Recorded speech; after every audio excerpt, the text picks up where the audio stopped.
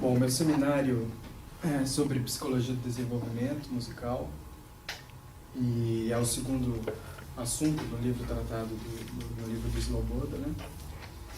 Fazendo uma rápida introdução, a psicologia do desenvolvimento ela pode ser definida como o estudo das múltiplas variáveis, ou seja, cognitivas, afetivas, biológicas e sociais, internas ou externas ao indivíduo, que afetam o desenvolvimento humano ao longo da vida.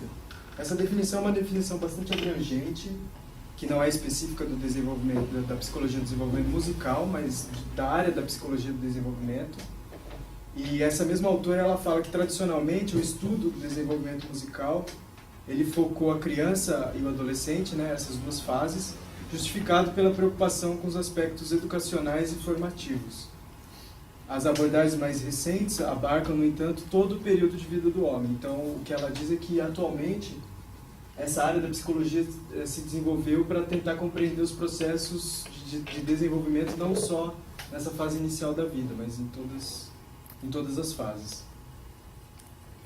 Bom, os principais autores que influenciaram essa área da psicologia, o Freud, com a sua descrição da mente, que enfatiza o papel fundamental do inconsciente na psique humana e apresenta o comportamento humano como resultado de um jogo e de uma interação de energias, uma interação entre essas duas dimensões, o inconsciente e o consciente.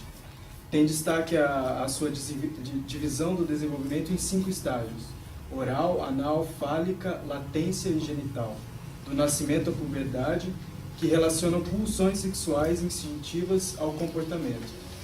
Então, por essa mesma razão, a teoria de Freud é conhecida como psicossexual, porque a divisão do comportamento ela é baseada na relação do inconsciente com o consciente segundo essa origem de pulsões sexuais. Tem o Erik Erikson, que apesar de influenciado por Freud, rejeita a centralidade do impulso sexual no desenvolvimento humano. O seu modelo tem 8 estágios de desenvolvimento, incluindo também a idade adulta e a velhice. Ele é conhecido por psicossocial, em oposição ao psicossexual do Freud. Então ele já é um primeiro a colocar o elemento social como um fator importante no estudo do desenvolvimento psicológico. Aí tem o Piaget, que é talvez o mais influentes pesquisadores da psicologia do desenvolvimento do século XX. Para o Piaget, o que distingue o ser humano dos outros animais é a sua capacidade de ter um pensamento simbólico e abstrato. O Piaget era zoólogo, né? Então, nessa área da biologia, ele estava muito interessado em como um organismo se adapta a condições de ambiente, descrevendo essa capacidade como inteligência. É muito interessante, eu achei, esse tipo de descrição de inteligência, né? Com a capacidade que o organismo tem de se adaptar ao seu ambiente. Então, é um pensamento bem, acho que, interessante. O seu modelo de desenvolvimento ele vai ser descrito a seguir, né? Porque ele é um dos mais importantes. Tem o Vygotsky, que defendeu a ideia de desenvolvimento sociocultural da psique humana. O Vygotsky postulava que o desenvolvimento não precede a socialização, e suas ideias serão destacadas mais à frente no trabalho. Eu vou fazer uma pequena comparação depois entre o Vygotsky e o Piaget, que são, acho que, 2 grandes eixos assim, utilizados na pedagogia e tal. Tem o Skinner, que foi um psicólogo americano, representante do behaviorismo. Ele propõe que qualquer atividade humana, mental ou corpórea, deve ser analisada através da observação do comportamento, ou seja, de suas respostas corporais observáveis. Dentre outras teorias, ele desenvolveu a noção de condicionamento operante, na qual uma ação, que é um comportamento, é modelada através de um reforço, positivo ou negativo, que é gerado em consequência dessa ação. E eu não conhecia assim, o Skinner, e depois eu perguntei para alguns amigos meus que estudaram educação e tal, e é muito interessante, que isso é uma espécie de adestramento mesmo, né?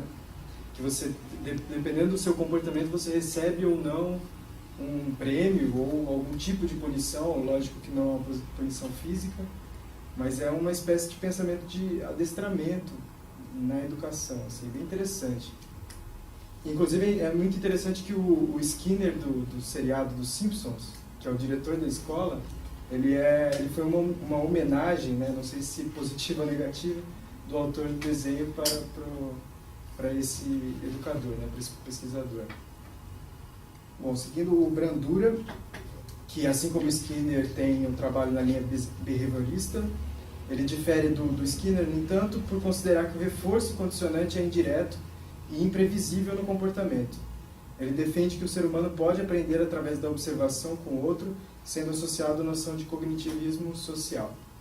Então, o Bandura, eu depois li um texto sobre, ele considera que o reforço ele realmente está presente na ideia de educação comportamental, mas que ele pode ser aprendido através da observação de outra pessoa, que numa determinada conduta recebe, como, não recompensa, mas sofre certas consequências, então você pode aprender com o exemplo da outra pessoa, ao invés de ser em você mesmo.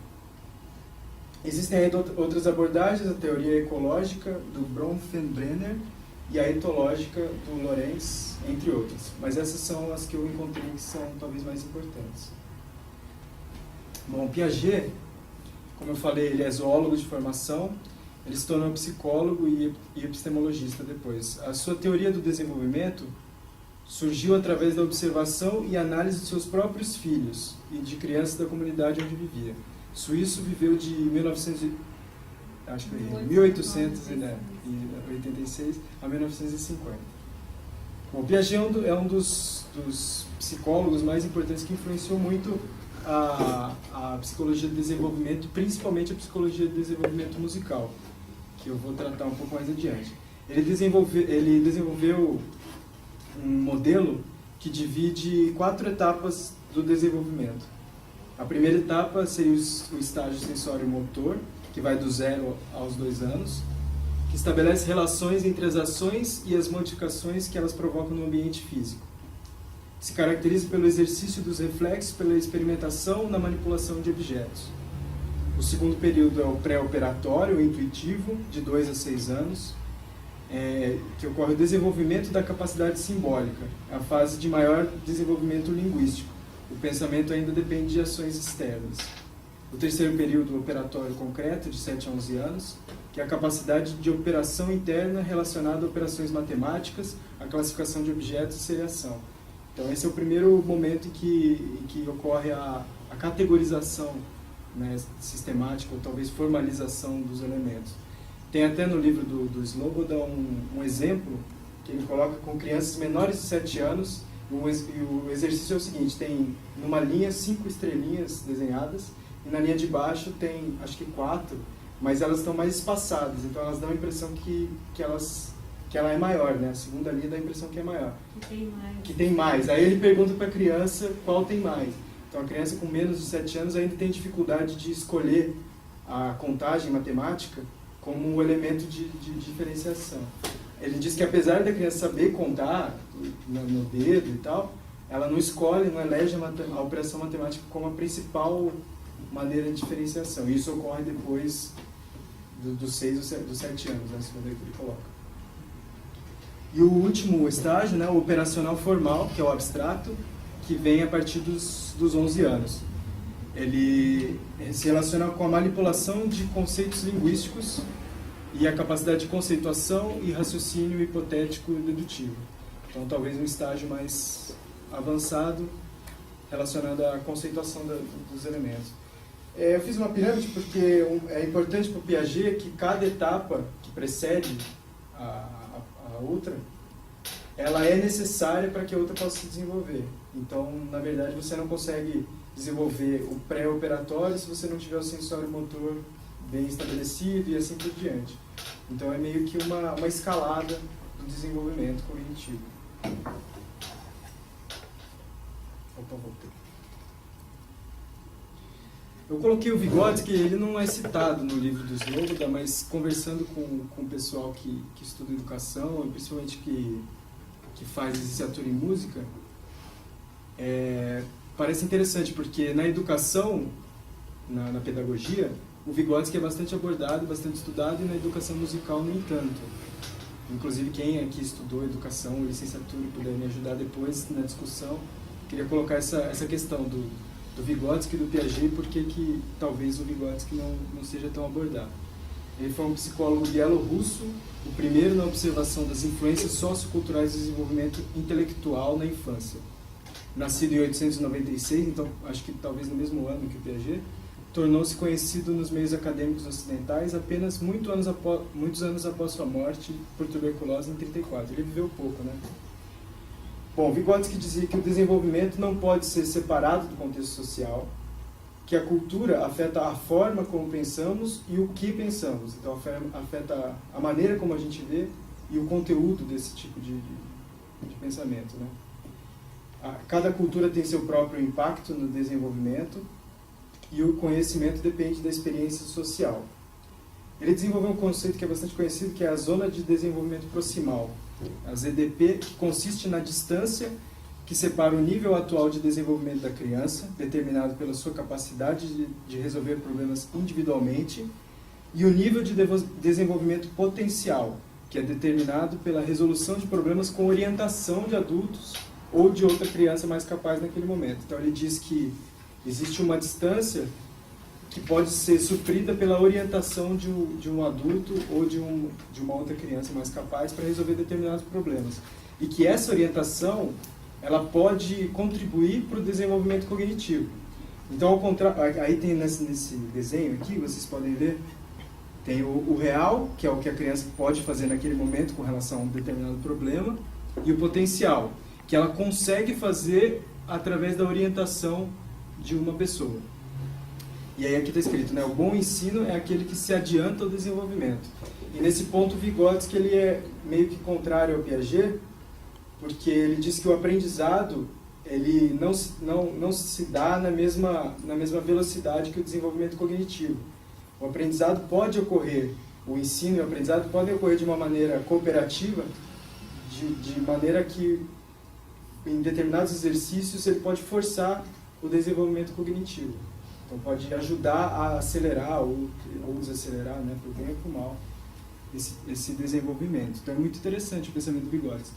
Mas o que fica guardado é que é muito importante para ele o contexto social no aprendizado. E o Vygotsky ele era russo, né? Então ele tinha uma ligação forte com o pensamento marxista, com o pensamento materialista, e ele via a linguagem como uma ferramenta muito importante né, na questão da educação e do aprendizado. Eu vou voltar depois mais para frente, né? Bom, falando do desenvolvimento musical especificamente agora, os três principais autores que eu usei aqui foi o livro-texto que a gente usa na aula, do Sloboda, do Lehmann, aí ficou Soboda, né, e o Wood. Mais um texto do Swanwick e um texto do François Delalande, que talvez seja um pouquinho menos conhecido, mas que também eu fiquei sabendo e conhecendo o trabalho dele através da Denise, que é minha orientadora, e numa disciplina da pós ela abordou algumas ideias do Delalande. Então vamos lá. Para o Sloboda, para o Lehmann e para o Wood, as questões que norteiam as pesquisas na área de desenvolvimento musical seriam: como as habilidades musicais emergem em uma criança normal?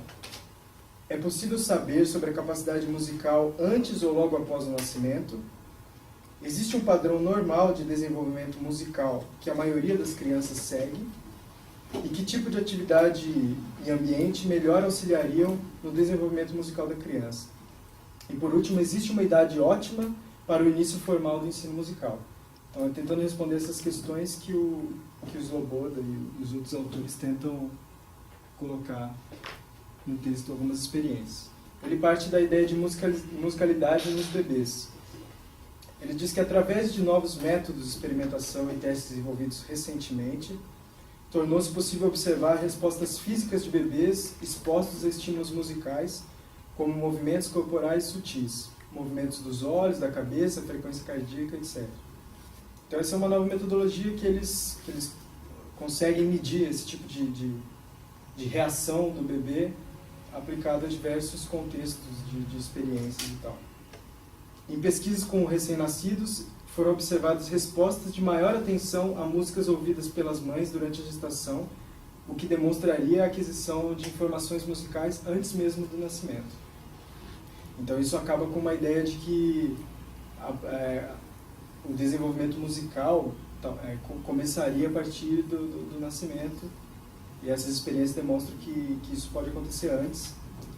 E outra pesquisa sugere que bebês de 5 meses de idade são mais sensitivos a padrões melódicos ou de contorno do que de alturas definidas. Isso é muito interessante, porque ele faz um paralelo com adultos. O que ele quer dizer com isso é que a transposição de uma melodia não é tão importante para a criança quanto mudar o contorno dessa melodia. Isso, no texto, o Sloboda fala que isso é muito interessante porque nos adultos o padrão é o mesmo. Que para quem não tem formação musical, é menos perceptível quando você altera a tonalidade de uma música, sem comparação, né? Sem colocar uma depois da outra. É menos perceptível do que se você mudar o contorno melódico ou alguma nota da melodia.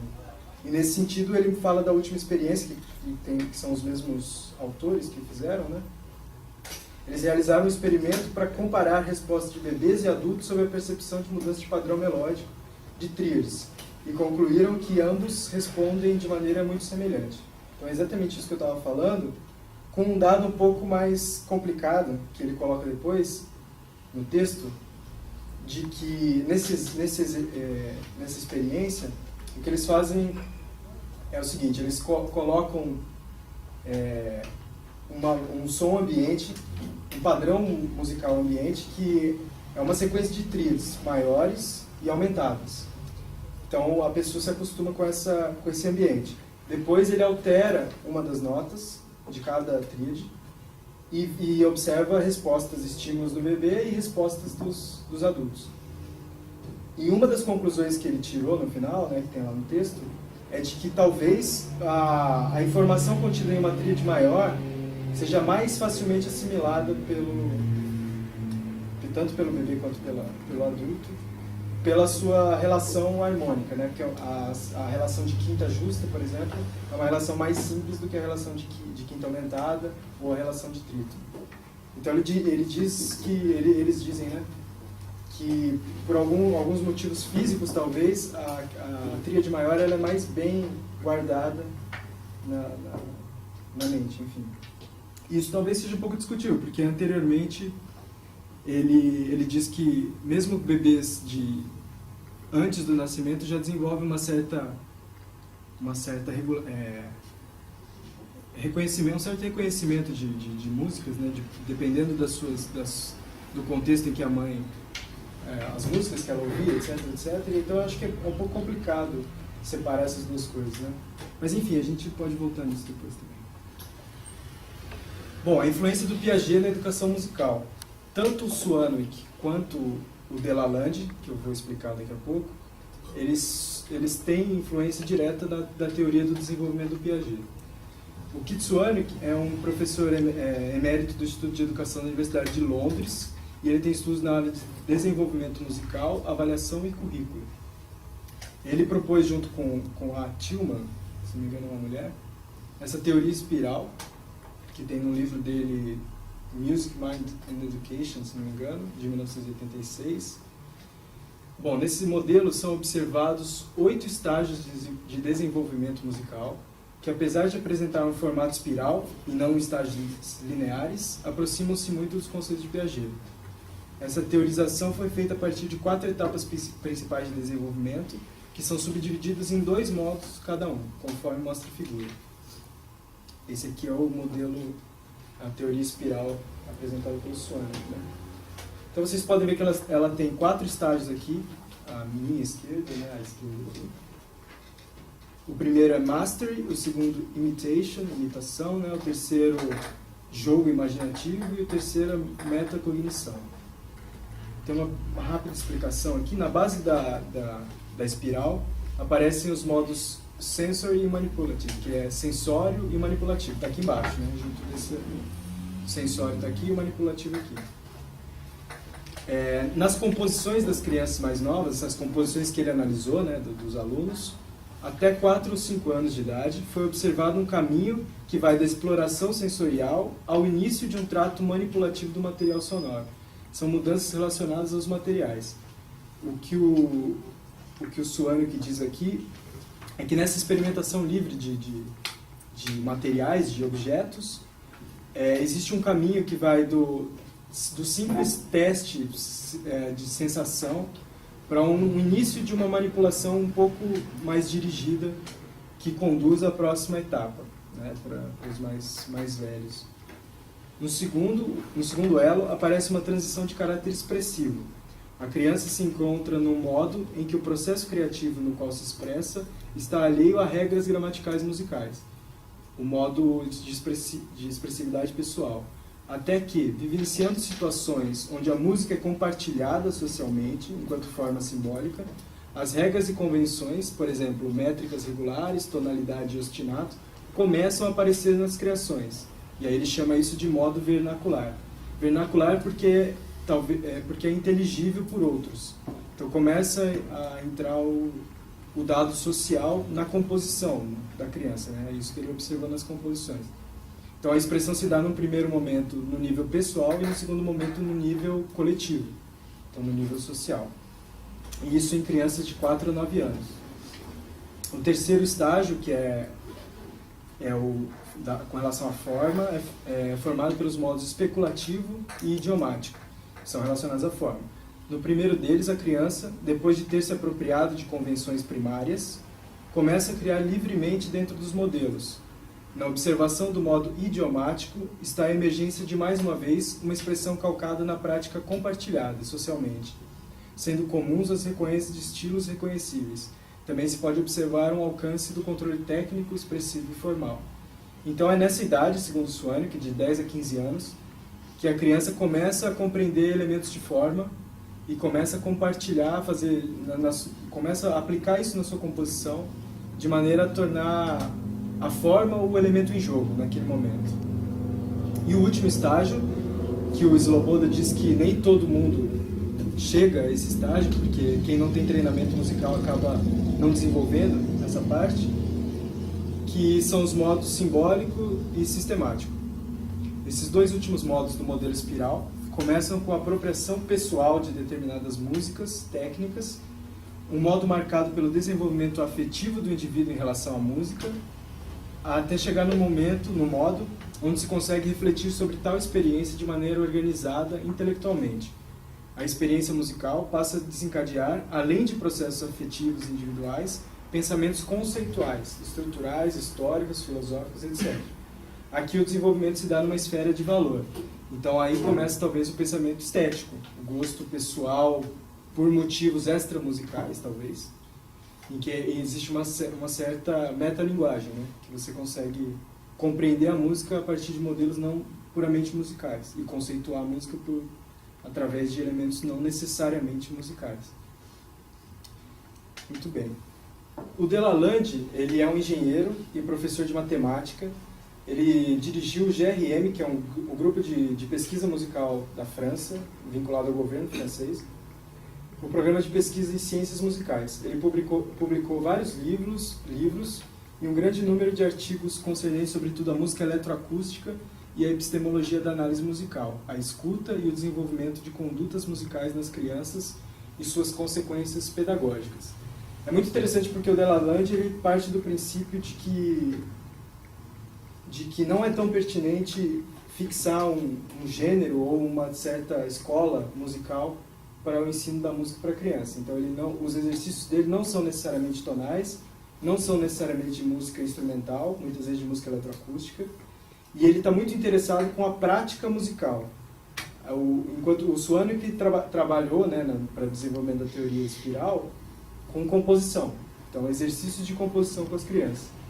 O Delalande trabalha muito com escuta e com depoimento e improvisação.